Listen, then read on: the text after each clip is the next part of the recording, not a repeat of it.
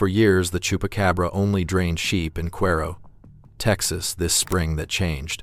In April of 2025, I found my horse dead in the pen by the barn. Roper had been on this property for 12 years. I bought him in 2013 from a man in Gonzales County who had trained him for ranch work, a quarter horse gelding at 5 years old, and he had done that work well every year I had him. He was the kind of horse that knew his routine and yours, and made neither one of you think too hard in the morning.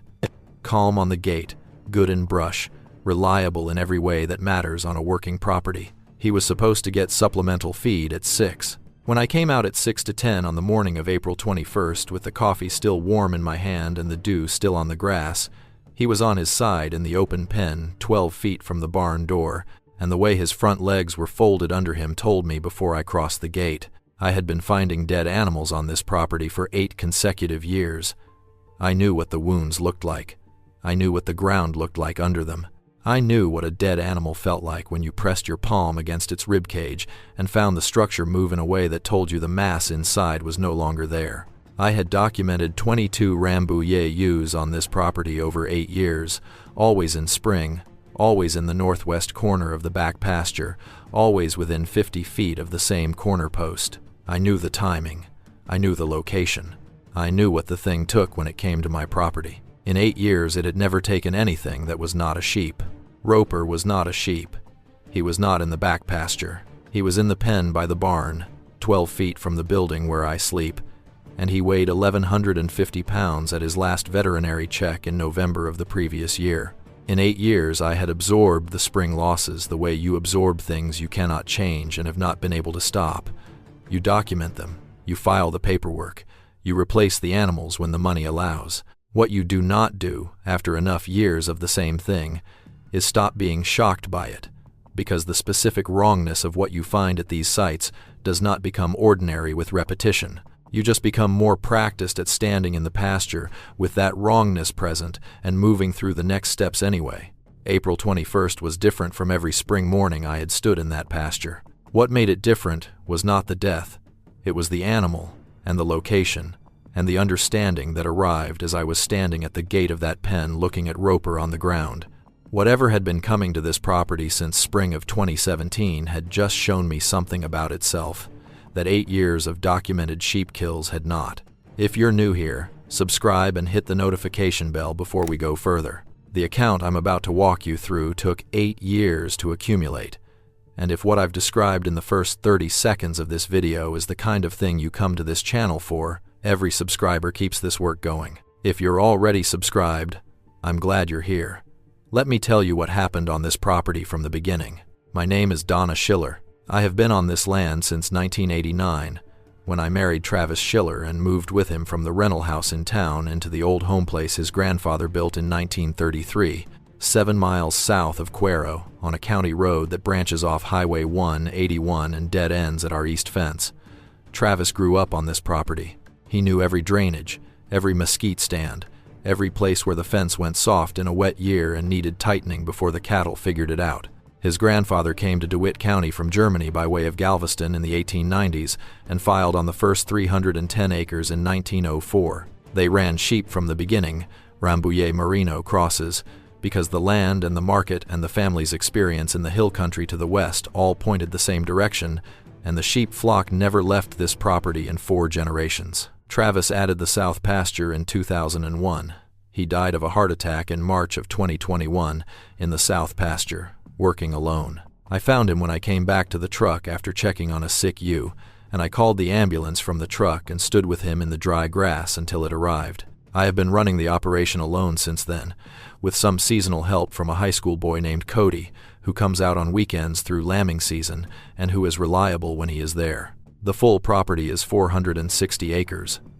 I run 180 registered Rambouillet ewes and 30 head of Angora does. The Rambouillets are the working flock, the ones the operation is built around, and they use the back pastures through most of the year. The Angoras are in a smaller paddock adjacent to the barn, about 2 acres of mixed browse and pasture they cycle through for forage and brush control. I tell you the layout, because the layout is essential to understanding what happened in the spring of 2025 and why the pattern that broke that spring had been consistent enough for 8 years that I had stopped, questioning whether it would hold. Our property sits in the southern reach of DeWitt County, where the coastal plains transition from the heavier black clay of the low drainages toward sandier ground as the land moves toward the Karnes County line. The terrain is flat to gently rolling here. Live oak stands in the low spots, and along the wet weather drainages, native grass and coastal Bermuda on the higher ground, mesquite coming in wherever the brush management lets it find a foothold.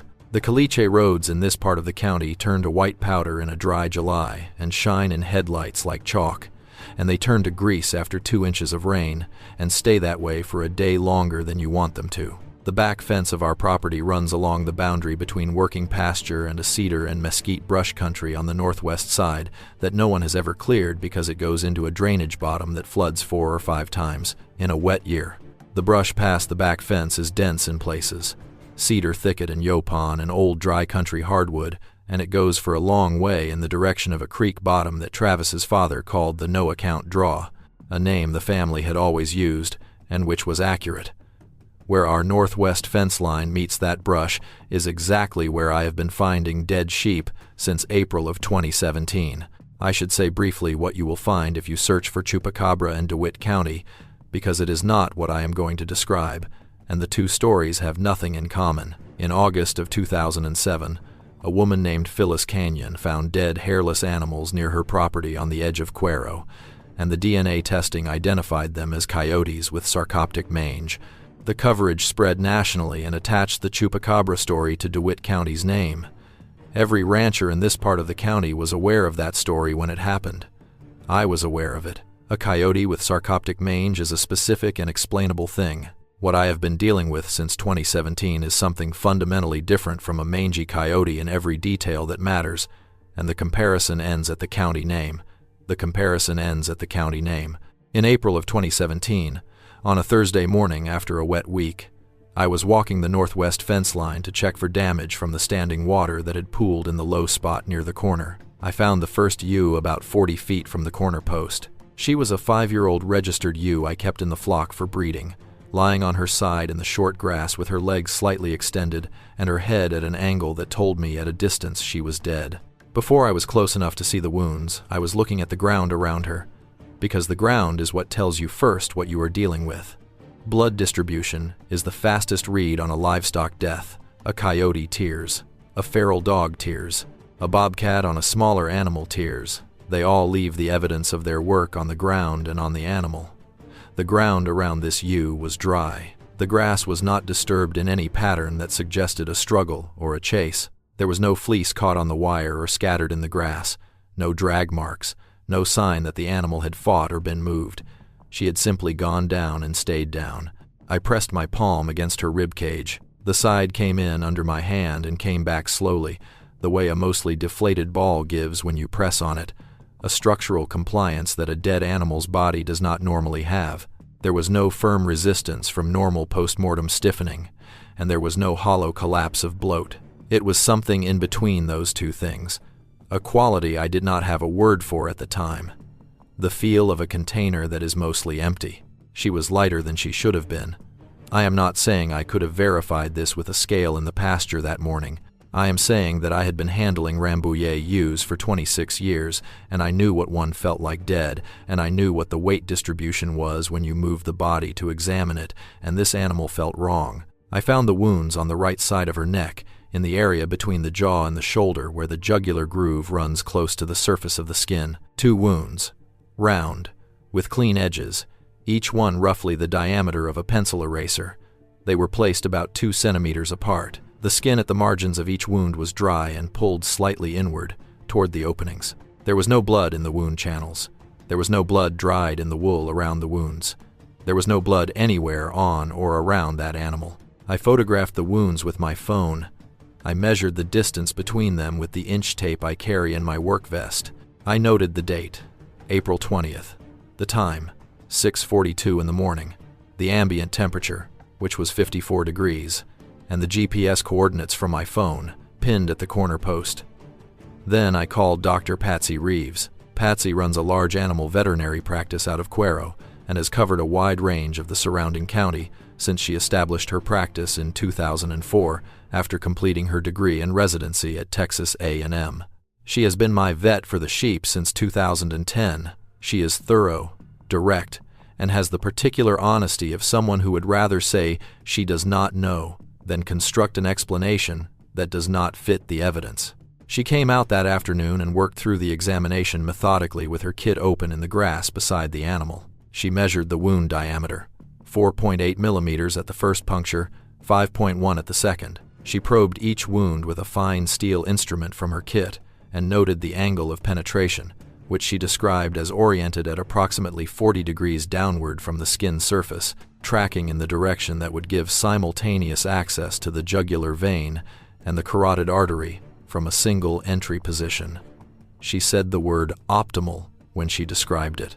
She used it the way she uses specific technical language when she is describing something and choosing not to say directly what the description implies.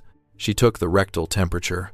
The ewe had been dead since before midnight at the earliest, based on the progression of rigor, which meant she had been in the field through a night that had dropped to 46 degrees by 3 in the morning, according to my thermometer at the barn. The core temperature at the time of Patsy's afternoon examination read 11 degrees above the ambient air temperature at that hour.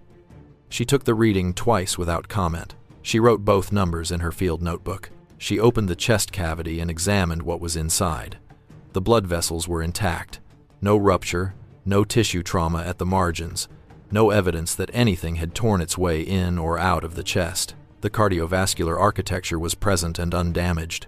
The cavity held almost no blood. Not reduced blood. Not partially clotted blood. The cavity was dry in the way a washed-out container is dry. The surface is present and complete and emptied of what they were built to hold. Patsy came to the kitchen table afterward and sat for a while before she said anything. She is not given to silences, and this one was long enough to notice. When she spoke, she said that the exsanguination was complete, and she could not account for the mechanism. She said the wound placement was anatomically precise in a way she did not have a predator category for. She said she was going to file with the Texas Animal Health Commission with cause of death listed as undetermined, because that was the only accurate entry she could make. She came back that same week for the second and third ewes, found in the same corner of the same pasture over the following 4 days. Both examinations produced findings identical to the first, 3 TAHC filings. The automated confirmation arrived for each one. Nothing followed. Travis and I talked about the 3 losses at the kitchen table that week. He had been on this land for most of his 57 years, and he had ranched livestock through drought, disease, predation, equipment failures, bad markets, flooding, hailstorms, and every other category of thing that comes for a working farm operation in South Texas. He was not a man who rattled easily. He sat at the table with my field notebook open in front of him and read the entries for all 3 animals and did not say anything for a while. Then he said whatever had been in that northwest corner was going to come back. He said it the way you say something when you've observed the land long enough that you know its rhythms, including the rhythm of things that fall outside any rhythm you can name. He was right. In April of 2018, I found 2 ewes in the same northwest corner, same fence line, wounds matching the 2017 presentation in every detail Patsy documented. In 2019, 4 ewes across a 10-day span in the same location. In 2020, 2 ewes. 2021, 3 ewes. The spring Travis died, and I found the first one 4 days after his funeral, while Cody was still helping me clear his equipment from the shop. 2022, 2 ewes. 2023, 3 ewes. 2024, 3 ewes. 22 animals over 8 years. Always April, with some years extending into the first week of May. Always in the northwest corner of the back pasture, within a 50-foot radius of the same corner post, as though the corner post were a landmark the thing was navigating by. Always 2 round puncture wounds on the right side of the neck, 4.8 to 5.2 millimeters in diameter, always in the carotid jugular position Patsy had described in the first examination. Always the same absence of blood at the scene. Always the same anomalous core temperature in an animal found dead after a cold night. Always the same quality under my hand when I pressed on the rib cage. Patsy examined every one of them. She filed 22 TAHC reports over 8 years, all with the same cause of death classification: exsanguination, mechanism, undetermined. I learned the pattern the way you learn anything you have to live with year after year. By the fourth spring, I had adjusted my lambing schedule to get the ewes through the April window with as much barn time as I could manage. I rotated the flock to the southeast pasture in early April to keep them away from the northwest corner. Some years this worked. Most years, whatever came to that fence line found them anyway, working whatever route it worked through the property to the specific corner it had been using since before I started documenting it. I consulted 2 additional vets in the first few years, one in Cuero and one in Victoria, both of whom reviewed Patsy's documentation. Both told me they had no category for the wound presentation or the exsanguination mechanism. In 2018, I called the Texas Parks and Wildlife Department regional office and spoke to an officer who said that livestock predation events were generally outside their investigative scope unless there was evidence of a protected species, and that the wound description I gave him did not match known native predators in the region. He was polite, and the call was brief. I filed the call in my notebook as another closed door. In the spring of 2019, I bought a Browning Strikeforce HD Pro trail camera from the feed supply store in Cuero and mounted it on a steel post at the northwest corner of the back fence, aimed to cover the section of fence line where all 19 losses to that point had occurred. I set it to run through every night with a 15-second re-trigger delay and checked the SD card each morning in the cab of my truck. The first 6 weeks produced deer, my own sheep moving through the pasture at dawn, 2 coyotes in the same week working the brush line at the far edge of the frame, a ringtail twice at the base of the corner post, and once a great horned owl that landed on the top strand of barbed wire directly in front of the lens and held there for 4 minutes at 2 in the morning before lifting off without the camera detecting sufficient motion to re-trigger. Normal nighttime pasture routine in south-central Texas, which is a specific and recognizable catalog of animals moving through their territories and doing the things they do in the dark. On the night of May 14th into the 15th, 2019, at 3:12 in the morning, the camera fired on something that was not part of that catalog. The image is on my laptop now, in a documentation folder that holds 41 photographs from 8 years of this. I have looked at this image enough times that the viewing has become less a process of seeing and more a process of confirming what I already know is in it. The frame at 3:12 shows the fence line, the corner post in the right portion of the frame, the mesquite brush on the far side of the fence going dense and dark in the way brush appears in an infrared camera image, all surface and no depth. Near the left center of the frame, at the near edge of where the infrared illumination softens into shadow, something is in the pasture. It is low, lower than a large dog moving at a trot. Its posture suggests quadrupedal movement, but the proportions do not match any large native mammal I know by sight in the dark or in an IR photograph. The torso is narrow relative to the limb length. The limbs are long, extended at angles that put them in configurations I could not reconcile with any of the wildlife I had seen on this camera or any other over the years. The head, or the structure I take to be the head, is turned toward the fence. It is large relative to the neck beneath it, rounded at the top in a way that is different from the elongated skull profile of a coyote or a large dog or any canid I know from this country. The motion blur along the leading edge of the subject suggests it was moving toward the fence at the moment of capture. The camera did not fire again until 5:49, when a Rambouillet ewe moved past the corner post at first light. Whatever had been in the frame at 3:12 had left the frame in the 2 hours and 37 minutes between those 2 triggers, and it had done so without generating any additional motion events for the camera. When I walked the fence line that morning, I found no dead animals in the northwest pasture. Whatever had come to the fence that night had left without taking anything. I wrote this in my notebook, including the image timestamp, and went back to work. I lost 2 ewes to the same wound presentation that spring, both in the last week of April, both at the northwest corner, neither kill site producing a camera trigger. I lost 2 more in 2020, again, with no camera capture on the kill nights.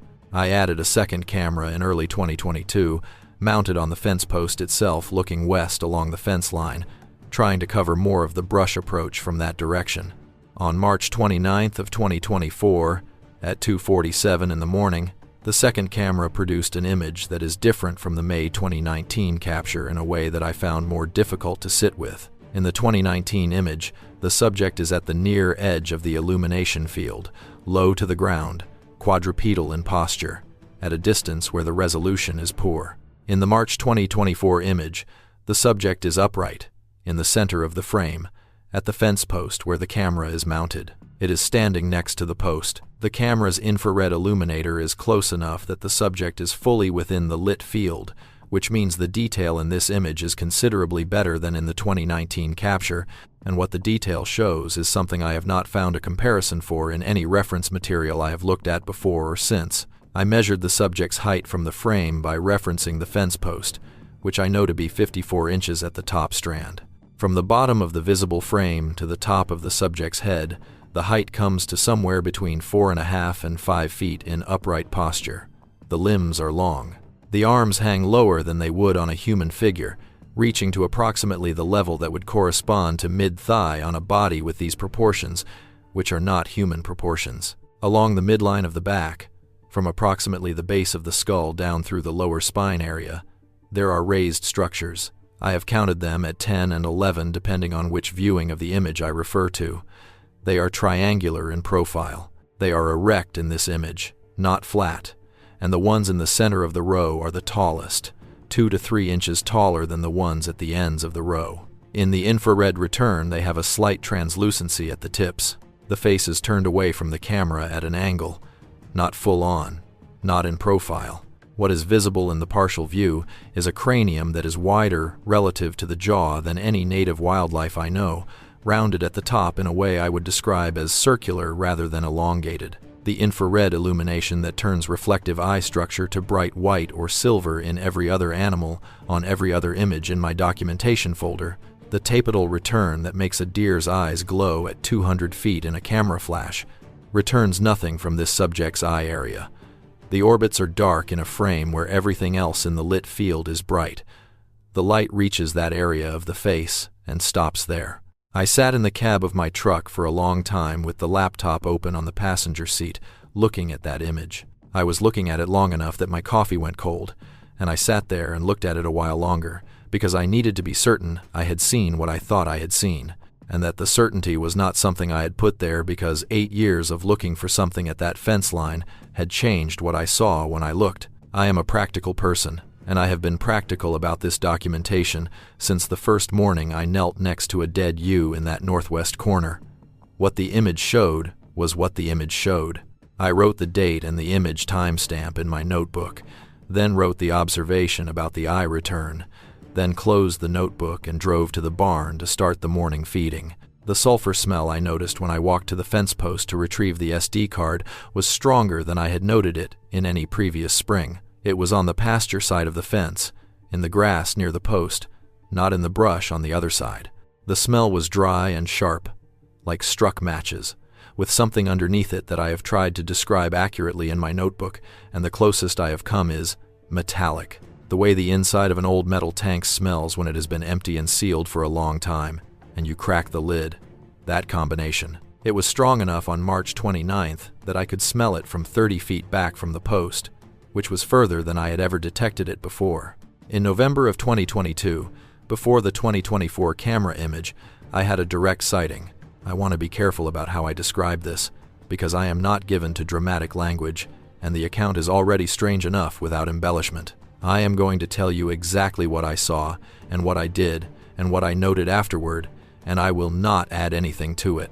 It was the evening of November 8th. The light had been going for about 40 minutes, and the sky above the cedar line was still pale orange at the horizon, but the shadow in the northwest corner of the back pasture was already full dark. I had been out to check on a yearling ewe who had been showing some front leg lameness, and I was crouching next to her in the northwest pasture, running my hand down the left foreleg checking for heat, when I looked up toward the fence line and saw something at the corner post.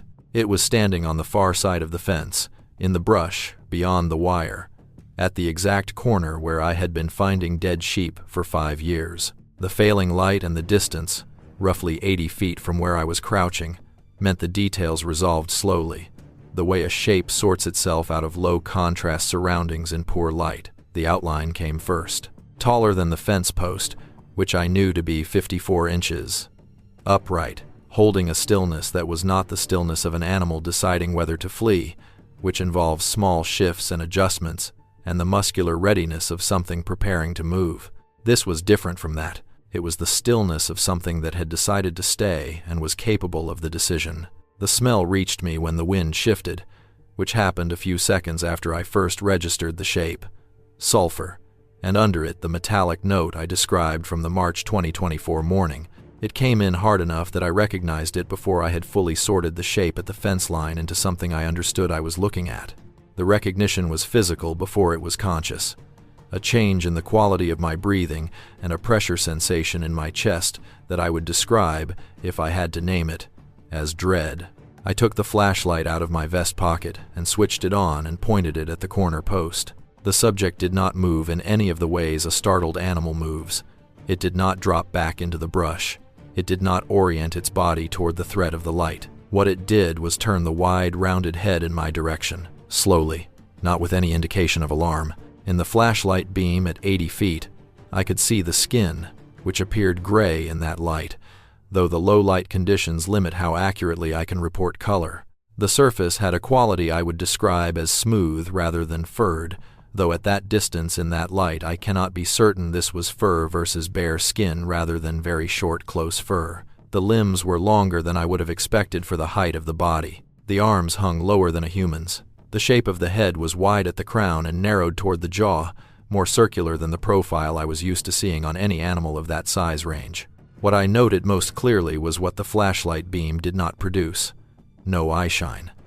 At 80 feet with a good flashlight, the tapetal return on any native Texas wildlife is bright and immediate. White-tailed deer, coyotes, raccoons, ringtails, opossums, every animal I had ever lit at that distance at night returns a shine from the eye area that is the first thing you see when the beam finds them. The subject in that flashlight beam, in the area where the eyes would be on a head of that proportion and height, returned nothing.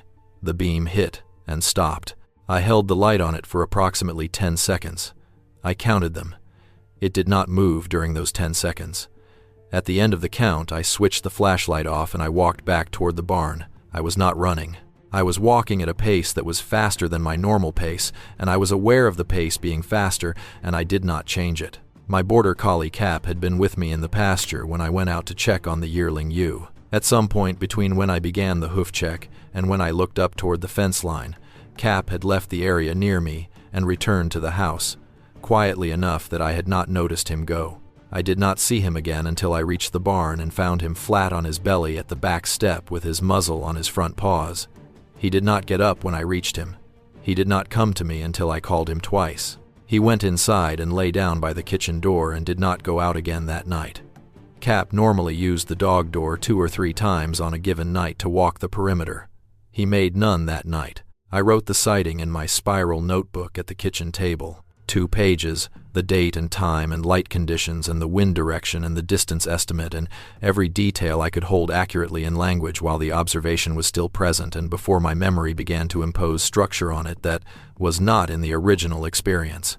The most important entry on those 2 pages, the one I went back to add after the initial draft, was about the stillness. I had described the subject as very still, but I had not said what kind of still it was, and the distinction seemed important enough to go back for. The kind of still that is an active choice and not an absence of motion. I have been farming and ranching in South Central Texas for 36 years. I do not have a category for what I saw at that fence line on November 8th of 2022, and I am not going to try to put it in one. That observation is the last entry in my second field notebook. I'm going to pause here for a moment. In the second part of this account, I'll tell you what happened starting in the spring of 2025, which is why I'm telling any of this now. I'll tell you what the April 21st morning confirmed and what it changed. And I'll tell you what I found in the letters in the cedar chest from Travis's father's papers that I read once when Travis died and did not understand fully until I had 8 years of my own notebooks to read them. Against. The spring of 2025 began the same way every spring had begun since 2017. On the morning of April 3rd, I walked the northwest fence line at first light and found a Rambouillet ewe dead at the corner post, in the same position I had found 22 ewes before her in the same location. The wounds were on the right side of the neck, 2 of them, in the position and at the measurements Patsy had been documenting for 8 years. The ground beneath her was dry. When I pressed my palm against her ribcage, the side moved in the way I knew. Patsy came that afternoon and conducted the examination and filed the TAHC report, and we talked at the kitchen table the same way we had talked at the kitchen table every spring for 8 years, going through the findings without a conclusion available to either of us. I logged it as entry 23 in my third spiral notebook and went back to work. I thought it was the beginning of the usual spring window. I thought it would be 2 or 3 ewes over a 10-day span in the northwest corner, and then it would stop the way it stopped every year, and I would have the losses on the books and the spring behind me. On April 9th, I found a yearling Angora doe dead in the paddock near the barn. The Angora pen is not in the northwest pasture. It is directly adjacent to the barn on the south side of the building, a 2-acre paddock enclosed by hog wire and a strand of barbed wire on top, with a steel gate that I padlock every evening at close-up. The pen is less than 200 feet from the back corner of the house. The Angora does had never been touched in 8 years of spring losses. In 8 years, whatever came to my property in April had gone to the northwest corner of the back pasture and nowhere else on this land. The doe was a 2-year-old I had brought into the herd in 2023. A good producer, healthy the last time I had handled her. She was lying near the gate in a position I recognized before I reached the paddock. Patsy came out that morning. The wounds were on the right side of the neck in the same position, same diameter, same angle of penetration.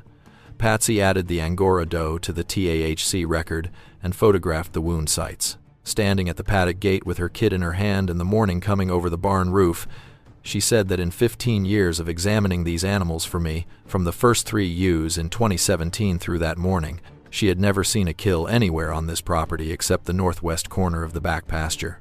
She said it quietly. The way you say something when you want it to be a question, but it is not a question. I want to say specifically what I found when I checked the paddock after I called Patsy that morning, because this detail is part of the record and it matters. The padlock on the gate was still fastened. The latch was still engaged. I walked the full perimeter of the hog wire on both the paddock side and the outside, looking for any gap, any area where something could have dug under or pushed through or forced the wire away from the post. The wire was intact on all 4 sides, stapled and tight. No ground disturbance at the base of any panel, no trace in the loose soil near the gate of anything entering or leaving that way. The remaining 29 does in the paddock were in a group in the far corner from the gate and from where the dead doe lay, bunched together in the way livestock bunch when they are frightened, pressed against the fence in the corner furthest from what had been in the paddock with them. They stayed in that corner for most of the morning, even after I had removed the dead animal and opened the gate. I added the doe as entry 24 in the notebook and spent a long time that evening sitting at the kitchen table trying to work out what the change in location meant. The northwest corner had been the consistent geographic anchor of 8 years of losses. The Angora doe was 200 feet from the house, in an enclosed paddock, in a part of the property the spring losses had never reached. I did not have a framework for what the change in location meant. I had a notebook entry and a TAHC report and the knowledge that something was different, and I could not say what the difference indicated.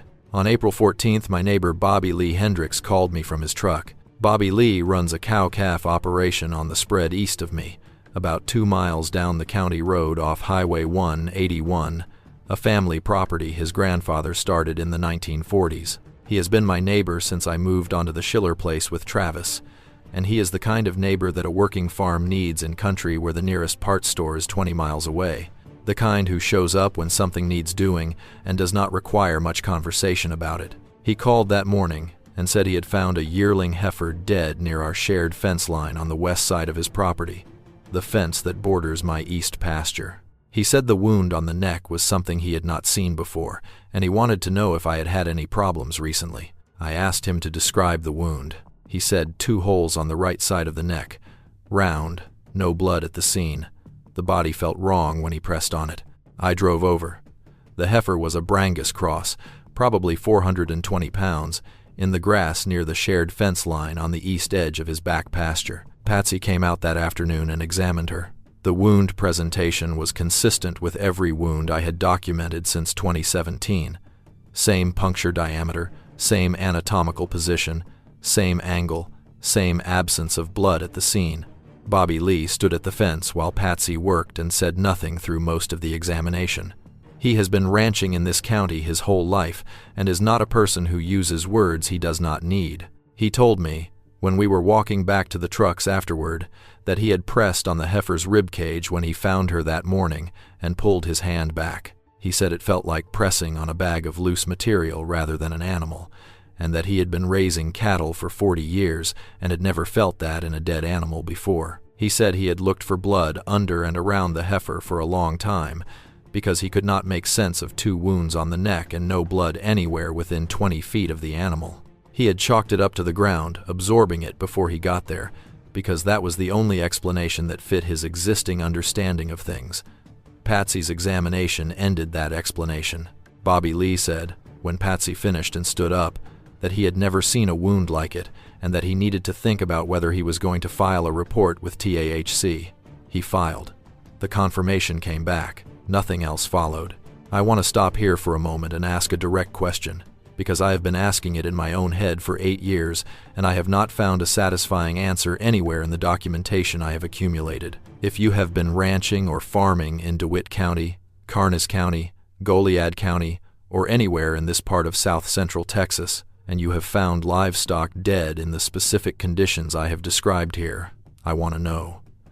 Not the coyote kills, not the normal predation events that happen on any working ranch, specifically the combination of 2 round wounds at the throat and no blood at the scene, a body that gives wrong under your hand, and no physical evidence of what was there. The ones that did not fit and that you did not talk about because there was no category for them in the official reports. Put it in the comments below. This documentation only gets more complete when the people who hold pieces of it are willing to put them somewhere they can be found. I want to be clear about what those 3 incidents in the first 2 weeks of April 2025 represented before I tell you about April 21st. In 8 years of spring losses on this property, whatever came to my northwest fence line had used only that location, only Rambouillet sheep, and had never crossed into any other pen, any other pasture, or any adjacent property. In April of 2025, in the space of 11 days, it killed a Rambouillet ewe in the usual location, then an Angora doe in the paddock near the barn, then a Brangus heifer on the neighboring property. 3 different species, 3 different locations. The first kill fit the established pattern. The second and third did not fit anything I had documented in 8 years. I was still processing what the pattern change meant when April 21st arrived and I found Roper. He was in the open pen by the barn. I have told you how I found him. What I need to tell you now is what Patsy found when she came out that morning, because that examination is the part of this account that is hardest to put accurately in language. Roper was an 1,150-pound quarter horse gelding in good health at his last checkup the previous November. A mature horse at that body weight carries approximately 40 to 45 liters of blood, roughly 8% of body weight. This is not an estimate I am offering from memory. It is a figure Patsy confirmed from reference when I asked her, because I needed to understand the scale of what had not been left behind. Patsy opened the chest cavity and documented what was inside. The primary blood vessels were intact. There was no rupture, no tear, no evidence of mechanical trauma to any cardiovascular structure. The chest of that horse, which should have held enough blood to fill most of the buckets in my barn, held almost none. The walls of the cavity were present and intact and nearly dry. The same finding Patsy had documented in 22 ewes over 8 years, scaled to the volume of an animal 7 times their size. The wounds were on the right side of the neck behind the jaw, in the carotid jugular approach position she had been measuring and photographing since the first ewe in 2017. 2 punctures, round, clean-edged, 4.9 millimeters and 5.1 millimeters in diameter, within the measurement range of every wound in 8 years of documentation. The angle of penetration was 40 degrees, consistent with the findings from every prior examination. The core temperature of the chest cavity, taken when Patsy arrived, 6 hours after I found him, and with the overnight ambient temperature in the mid-40s, was 14 degrees above ambient, higher than any reading she had taken from the ewes over 8 years. She stood at the gate of the pen after she was done and was quiet for longer than I had seen her be quiet in 15 years of working together. She is not a person who uses silence the way some people do, as a way of indicating something is serious. Her silence is normally a functional pause between one thing and the next. The silence at the gate of Roper's pen was something different. When she spoke, she said she wanted to submit samples to the Texas A&M Veterinary Medical Diagnostic Lab in College Station. She said she wanted the wound tissue and a sample from the wound channel on record in a facility outside her own practice. She said she had been documenting these animals for 8 years, and she wanted what happened to Roper to be on record somewhere with the weight of a state diagnostic lab behind it. I told her to take what she needed. The samples went to College Station in the last week of April. The diagnostic report came back in late May. The lab described the wound margins as showing clean mechanical separation of tissue without associated hemorrhage or inflammatory response at the margins, consistent with sustained negative pressure applied to the wound channel rather than a cutting or puncturing instrument. The cellular analysis noted elevated mitochondrial activity at the wound margin in cells that were otherwise consistent with postmortem tissue, and characterized this finding as atypical, noting it had not been observed in previous equine wound submissions the lab had handled. Cause of death was listed as exsanguination, mechanism undetermined. I added the report to my documentation binder and wrote the entry for April 21st in the notebook. It is the longest entry in any of the 3 notebooks, 4 pages, and the longest portion of it is the section about Roper's pen and what the pen looked like and what the ground looked like and the specific way the light was coming over the barn roof when I crossed the gate at 6 to 10 that morning, because some entries you write for the record and some entries you write because the act of writing them is the only way you have of handling what happened, and the April 21st entry is both. After April 21st, I moved the sheep indoors at night.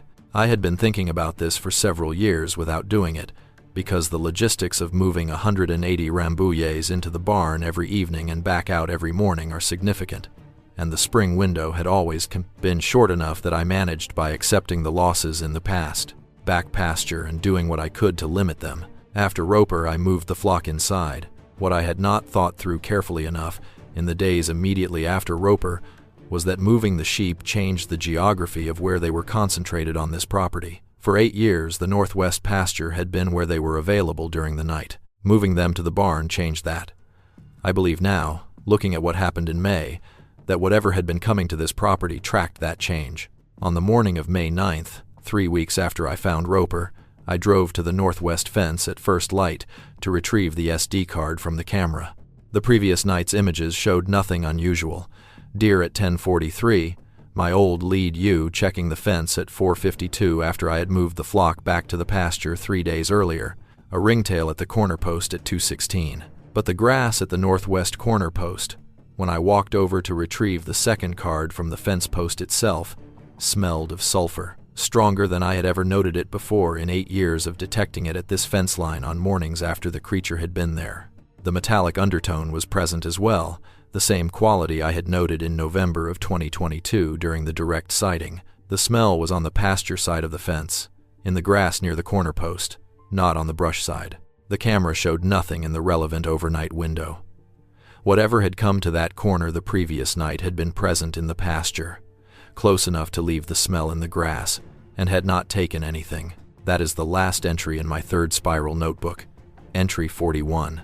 I have been keeping this documentation since April of 2017. 3 spiral notebooks, a binder of photographs and veterinary reports and TAHC filings, and 1 Texas A&M diagnostic report, and 2 trail camera images in a folder on my laptop that I have shared with 3 people: Patsy Reeves, Bobby Lee Hendricks, and my son Marcus, who drove out from San Antonio the week after I found Roper and sat at the kitchen table and looked at both images on the laptop screen without saying anything for a long time.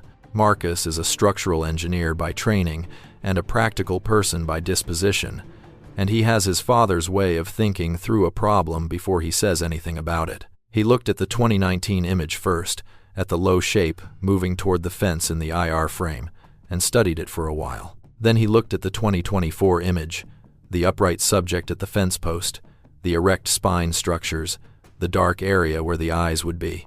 He looked at that one longer. He asked me if I had talked to anyone else in the county who had experienced similar losses. I told him about Bobby Lee, and about a conversation I'd had at the Cuero feed supply store in 2020 with a woman named Leona, whose uncle had run a small goat operation between Cuero and Yorktown on a county road through the old Guadalupe drainage country. She had mentioned in passing that her uncle had lost animals in the early 2000s to kills that he could not explain, and had eventually sold his goats and gone entirely to cattle. I had not followed up with her at the time. After Roper, I did. Her uncle's name was Gus Weibel. He died in 2018. He had kept an agricultural ledger going back to the early 1990s, and his niece still had it in a box of his papers in her house in Cuero. She let me photograph the relevant pages. The ledger is a standard agricultural record, the column and entry format that ranchers in this area have used for generations to document animals, expenses, and deaths. And in the fall section of the 2000 through 2002 pages, Gus Weibel had entered 11 incidents under the shorthand he used for unexplained livestock deaths. The shorthand read, "Holes in neck, no blood." He used it the way you use a shorthand when you've seen something enough times to abbreviate it, when the full description has already been written out somewhere earlier and the abbreviation is enough to carry what it means. His niece said he had not talked about those years to family except once, near the end of his life, when he had told her that he was glad he'd sold the goats when he did, and that whatever had been to his place in the early 2000s was probably still going to somebody else's place. He was right. He sold the goat herd in 2003 and had no further documented losses after that. His property is approximately 12 miles from my northwest fence line, in a different drainage basin, on a different county road. The same wound description, the same absence of blood, the same county. After I talked to Leona, and after Marcus went back to San Antonio, I went through the cedar chest in the spare bedroom where Travis's mother had stored his father's papers before she passed in 2016. I had opened the chest once after Travis died, briefly, but I had not gone through everything in it because there was always more immediate work and the papers were in a language I could read only partially. Travis's grandfather had written in German for most of his life and had never entirely replaced it with English. The chest held letters, ledger pages, photographs, and other documents from 3 generations of the Schiller family on this property. In a bundle of letters from the 1960s, I found a 3-page letter written by Travis's grandfather to a cousin in Fredericksburg in the spring of 1967. The letter is written in the compressed, right-slanted German script Travis's grandfather used his whole life. I worked through the translation with help from a retired school teacher in Cuero who read German, and I read the resulting translation several times before I was sure I had understood what I was reading. The letter describes livestock losses on the property in the previous spring. The entry I am going to quote in translation is from the 2nd page of the letter. Travis's grandfather wrote, "The animals in the northwest corner again this spring. 3 ewes and a doe kid, the same 2 wounds we have found before, always in the same corner of the fence. Father's records show the same thing in the 1930s. I do not know what to make of it. I have decided not to ask anyone else. No one who has not seen it can understand what is different about these animals when you find them." The northwest corner of the back fence, the same corner where I found my first dead ewe in April of 2017. Travis's grandfather was describing losses in the spring of 1967 and referencing his own father's records from the 1930s. That is nearly 100 years of documented activity in the same location on this property. The same fence line, the same wound description, the same inexplicability that led a man writing a private letter to his cousin in 1967 to conclude it was not worth discussing with anyone who had not seen it themselves. I had not known this was in those papers when I was documenting my own losses through 8 years of spring. Travis died without knowing I would find it. He had grown up on this land and farmed it for 35 years, and he had never said anything to me about losses in the northwest corner before 2017, which means either his father had not told him or he had known and decided it was not something to discuss the way his grandfather had decided.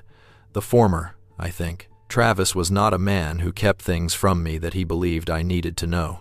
I sat with that letter and the translation for a long time at the kitchen table the evening I read it. What it changed was not my understanding of the wounds or the pattern or the specific details I had been documenting since 2017. What it changed was the time scale. 8 years of personal documentation became a data point inside a period of documented activity on this property that stretches back to at least the 1930s, and possibly further if records exist from Travis's great-grandfather that have not survived or that I have not found yet. Nearly 100 years of spring losses in the same location on the same fence line, documented in a German letter and an agricultural ledger and 3 spiral notebooks and a binder of veterinary reports. And, now, A Texas A&M diagnostic lab result. Whatever has been coming to the northwest corner of this property in spring is not a recent arrival. It is not something that found its way to this fence line 8 years ago when I started documenting it. It has been here, in this landscape, for longer than anyone alive now has been keeping records of it. The 1967 letter references the 1930s. Gus Weibel's ledger describes the same wound in a different location 12 miles away in 2000 through 2002. This is the same territory, the same general drainage system of South DeWitt County, and the same wound in the same position on the neck over a span of time that spans 3 generations of people ranching this land. I do not know what to make of this in the fullest sense. What I make of the documented record, including the letters and the ledger, and my own 41 notebook entries and the TAHC filings and the A&M report and the 2 camera images, is that whatever has been coming to this property has been coming to this landscape for longer than I had understood, and that in the spring of 2025, it behaved differently than it had behaved in the 8 years I had been watching for it. The sheep kills fit the established pattern. The Angora doe in the paddock near the barn did not fit the pattern. The Brangus heifer on Bobby Lee's property did not fit the pattern. Roper, in the pen by the barn, 12 feet from the building where I sleep, did not fit any part of the pattern I had documented in 8 years. I have thought about why the spring of 2025 was different, and I keep coming back to one specific change I made before the April 9th kill. After the April 3rd ewe at the northwest corner, I moved the Rambouillet flock to the southeast pasture to keep them away from the area that had been the consistent loss location. I had done this before, in previous springs, with mixed results, but what I had also done after April 3rd, for the first time in 8 years, was move the Angora does into a temporarily expanded paddock that brought them closer to the front fence line, near the road, because I needed the area near the barn clear for some equipment work. That move, which I had made for a logistical reason that had nothing to do with predator management, put the Angoras in a paddock that was accessible from the north side of the property rather than from the barn's south side, and it put them in a location closer to the northwest pasture than they had ever been. I am not certain this is what led the creature to the Angora doe paddock on April 9th. I am saying it is the change I made, and the change was followed by the first kill outside the northwest pasture in 8 years. Cap has not been to the northwest corner of this property since November of 2022. He went everywhere on this land for 6 years before that night. He covered the fence perimeter on his own initiative, moved with the sheep when I needed him, worked the full range of the 460 acres the way a good working dog does, knowing the land the way a dog knows land, in 3 dimensions and by smell and with an attention to its rhythms that was better than mine in some respects.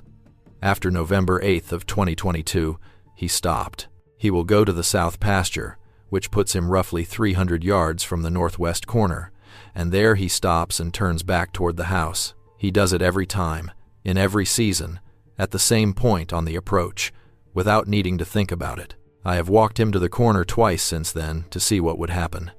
Both times he sat down at the point about 30 yards back from the corner post and would not move past it. His body language at that point was not the body language of a dog who does not want to do something. It was the body language of a dog who has made a determination about what is in front of him and is not going to be moved from it. I did not push him past the point either time. A dog who knows the land, as well as Cap knows this land is telling you something specific when he stops at a particular spot and will not go further, and what Cap is telling me about 30 yards out from the northwest corner post is something I decided a long time ago to take as information rather than argument. Roper's pen is empty now. I brought a new horse to the property in September of 2025, a 6-year-old bay mare named Gracie, bought from the same family in Gonzales County where I bought Roper 12 years ago. Gracie is in the barn at night, in a stall I built from portable panels in the far end of the building. She is not in the open pen where Roper was found. I have not decided whether that pen will be used for a horse again. The Rambouillet flock comes into the barn at dusk and goes out at full light every morning. The Angora does are in the paddock with the gate locked and a second Browning camera mounted on the gate post since May. The northwest corner camera is still running and I check the SD card every morning before breakfast. The May 9th sulfur smell was the strongest I have documented in 8 years on this property. The camera showed no image of the subject that night. Whatever came to the corner post that night walked in the pasture grass on the inside of the fence, and left the smell in the grass where it had stood, did so without being captured in a camera image. It did not take anything. It was present and it left without taking anything, which is a thing it has never done in 41 documented visits to this property. I have been trying to understand what the May 9th entry means in relation to what came before it. Whether it represents a change in the same way the spring of 2025 represented a change, or whether it represents something checking on a territory and finding the conditions different from what it expected and leaving accordingly. Whether moving the sheep indoors and adding the second camera changed something about this property that the thing that comes here in spring registered and responded to. I do not know. I have 41 entries in 3 notebooks, and I still do not know. What I know is what I have documented.